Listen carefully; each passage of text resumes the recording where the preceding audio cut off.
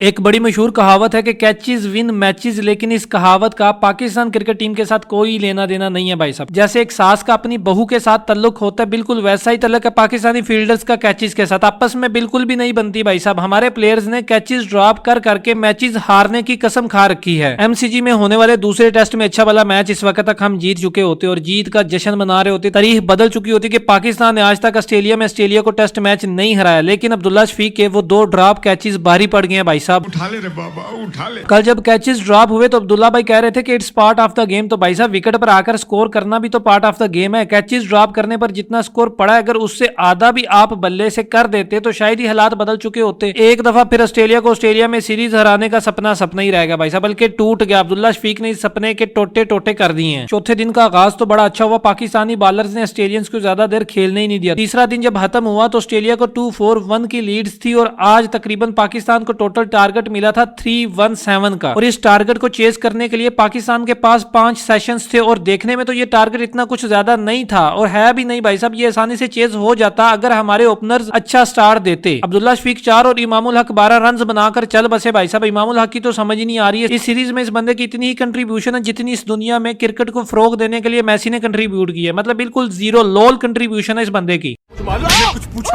पूछा मैंने कुछ। शान मसूद की बैटिंग तो काबिले तारीफ थी। बंदे ने दूसरे टेस्ट की दोनों इनिंग्स में बहुत ही अच्छा खेला। आप कैप्टन है, जीत के लिए अच्छा टारगेट चेज करने, ओपनर भी फेल हो गए, लेकिन फिर भी अगर आप अटैकिंग क्रिकेट खेल रहे हैं तो ये काबिले तारीफ है दोस्त। बात तो सही है। लेकिन अगर आज बाबर आजम ये जिम्मेदारी अपने कंधों पर ले लेता तो शायद जीत जाते, लेकिन बॉबी बादशाह भी 41 स्कोर कर हैजलवुड की ड्रीम बॉल पर आउट हो गया। एक तो समझ से बाला तरह भाई साहब के सारी ड्रीम्स बॉल, सारी अच्छी बॉल्स इसी बंदे के लिए ही क्यों रखी होती है इन ऑस्ट्रेलियंस गेंदबाजों ने। उधर वो देखो पैट कमिंस को, उसको पता नहीं किसने कह दिया कि बेटा ये तेरी आखिरी सीरीज है एज ए बॉलर। जो सारी अच्छी बॉलिंग आज इसी सीरीज में इसी टेस्ट मैच में करवानी है इन भाई साहब को। रिजवान और सलमान दोनों ही अच्छा खेल रहे थे, लेकिन रिजवान आउट हो गया। अब कुछ कहते हैं कि वो आउट है, कुछ कहते हैं कि क्रिकेट में ऐसा रूल्स नहीं है, तो खुदा जाने। लेकिन एमसीजी में एम्पायरिंग कोई खास होती नहीं है पाकिस्तान के लिए। मतलब पाकिस्तान की फेवर में एमसीजी में एम्पायरिंग। अरे भाई क्या बात कर रहे हो तुम, कैसा बात करते यार तुम, ये तो पॉसिबल ही नहीं है। रिजवान के आउट होने के बाद तो सपने के मोए मोए हो गए थे, लेकिन फिर भी उम्मीद थी कि शायद आमिर जमाल अच्छी बल्लेबाजी करे, लेकिन आमिर जमाल साहब आए, डक पर आउट हुए और बल्लाबाजों के नीचे दिया और वो चल दिए। इतना करीब आकर मैच हार गए और सिर्फ वो भी 2 कैचेस ड्रॉप होने की वजह से। अब अगला टेस्ट है, चलो सीरीज ना सी टेस्ट ही जीत जाओ यार, एक मैच जीत जाओ। सीरीज वाले सपने का तो तुम लोगों ने कचूमर बना दी है भाई। यहाँ पे क्या हो रहा है? एक मजे की बात बताऊं आप लोगों को कि सपना तो टूट गया भाई साहब हमारा कि ऑस्ट्रेलिया में सीरीज जीतनी है, टेस्ट सीरीज। लेकिन अच्छी बात यह है कि सिर्फ हमारा सपना ही नहीं टूटा, बल्कि हमारे पड़ोसियों का सपना भी टूट गया। इंडिया का अफ्रीका को अफ्रीका में हराने का सपना भी सपना ही रह गया। जिस तरह हमारा सपना ऑस्ट्रेलिया में ऑस्ट्रेलिया को हराने का था, इनका भी ये सपना टूट गया। 2 मैचेस की सीरीज में पहला टेस्ट अफ्रीका जीत चुका है और जो हालत इंडिया की अफ्रीकन गेंदबाजों ने की है ना, बिल्कुल मतलब नाड़े जैसी tight. No flat wickets, no home grounds, no party for prince. जितना डिसअपॉइंट इस बंदे ने इंडियन क्राउड, इंडियन मैनेजमेंट को किया ना, शायद ही किसी और ने किया होगा। हर भारत वालों,